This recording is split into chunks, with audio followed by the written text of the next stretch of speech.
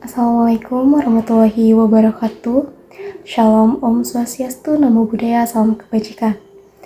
Perkenalkan, nama saya Nadila Kamal Putri dengan NIM 22320111015, mahasiswi semester 5 dari program Studi Ilmu Hukum Fakultas Hukum Universitas Muhammadiyah Sukabumi. Pertama-tama yang terhormat yaitu Ibu R. Eriska Ginelita Dwi Putri, SHMH, selaku dosen pengampu mata kuliah alternatif penyelesaian sengketa semester 5. Nah, video ini saya buat sebagai pemenuhan dari ujian akhir semester mata kuliah alternatif penyelesaian sengketa semester 5. Di sini saya akan sedikit membahas mengenai penyelesaian sengketa dalam pandangan Islam dengan judul mediasi sebagai alternatif penyelesaian sengketa yang dianjurkan oleh Islam. Nah, kita mulai masuk ke pembahasan yang pertama, yaitu mediasi dalam perspektif Islam, yang dimana di sini Islam sangat menganjurkan sekali penyelesaian sengketa secara damai. Nah, salah satu metode yang paling relevan gitu ya, yaitu adalah mediasi. Nah, dalam konteks Islam ini, mediasi ini tuh sering disebut sebagai islah atau dalam bahasa Arabnya yaitu islah. Nah, mediasi ini mengandung beberapa prinsip, yang diantaranya itu prinsip keadilan, prinsip persaudaraan, dan menjaga keharmonisan hubungan antara manusia, dan menjadi suatu landasan utama dalam mediasi menurut ajaran Islam.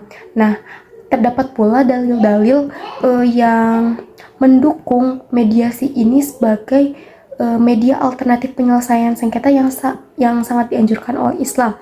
Nah, hal ini tuh terdapat dalam Al-Quran, yang dimana dalam beberapa ayat dalam Al-Quran ini secara jelas menjelaskan dan memerintahkan umat manusia untuk berdamai dan menghindari yang namanya permusuhan. Nah, hal ini tuh terkandung dalam surat Al-Hujurat ayat 9-10. Misalnya seperti mengajak umat Islam untuk selalu menjaga kedamaian atau mendamaikan sama mukmin yang sedang berselisih. Lalu yang kedua yaitu adalah hadis. Nah, yang dimana hadis-hadis dari Rasulullah SAW ini juga banyak yang menekankan atau menggarisbawahi betapa pentingnya mediasi dalam menyelesaikan suatu masalah. Nah, Rasulullah juga sering menganjurkan umatnya untuk selalu berdamai dan menghindari yang namanya perselisihan atau pertikaian. Kita mulai masuk ke pembahasan yang kedua, yaitu kelebihan mediasi dalam Islam. Nah, yang pertama yaitu ada menjaga ukhuwah Islamiyah, yang dimana mediasi ini dapat membantu menjaga hubungan baik antara sesama muslim. Lalu yang kedua yaitu menghindari yang namanya permusuhan. Nah, dengan mediasi ini perselisihan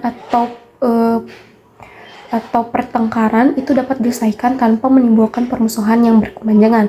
Lalu yang ketiga yaitu ada keadilan, yang dimana mediasi ini bertujuan utama untuk mencapai suatu solusi yang adil bagi kedua pihak yang sedang bersengketa.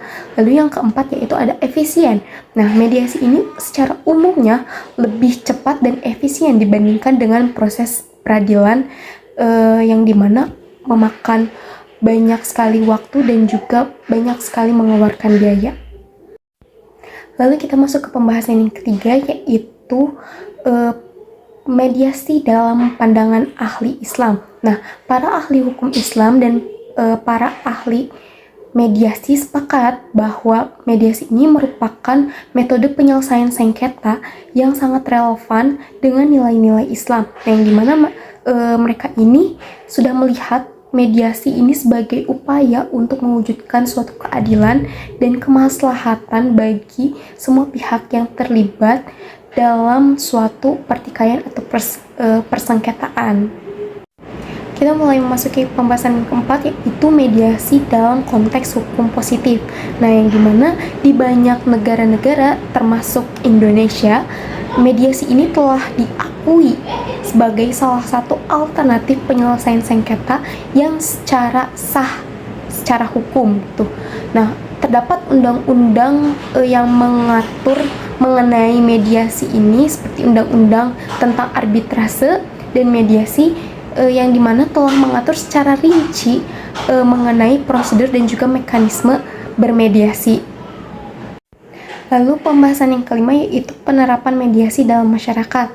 Nah, yang dimana dalam kehidupan sehari-hari, mediasi ini dapat diterapkan dan diimplementasikan dalam berbagai jenis sengketa atau permasalahan, seperti sengketa keluarga, sengketa bisnis, atau sengketa warisan. Nah, keberadaan lembaga mediasi dan mediator profesional ini semakin memudahkan masyarakat untuk mengakses layanan mediasi. Lalu yang keenam yaitu ada tantangan dan juga solusi mediasi sebagai alternatif dari penyelesaian sengketa. Nah, yang dimana meskipun ada banyak sekali kelebihan dan juga manfaat mediasi sebagai alternatif penyelesaian sengketa menurut Islam gitu ya. Lalu yang keenam yaitu ada tantangan dan juga solusi, yang dimana meskipun mediasi ini memiliki banyak sekali manfaat dan juga kelebihannya, namun mediasi juga dapat menghadapi beberapa tantangan seperti kurangnya kesadaran masyarakat tentang betapa pentingnya mediasi dalam menyelesaikan suatu permasalahan. Lalu kurangnya mediator yang profesional. Nah, saat ini kan kayak banyak sekali mediator yang kurang profesional dalam menyelesaikan sengketa, sehingga banyak sekali orang-orang lebih memilih untuk menyelesaikan permasalahan atau sengketa secara hukum.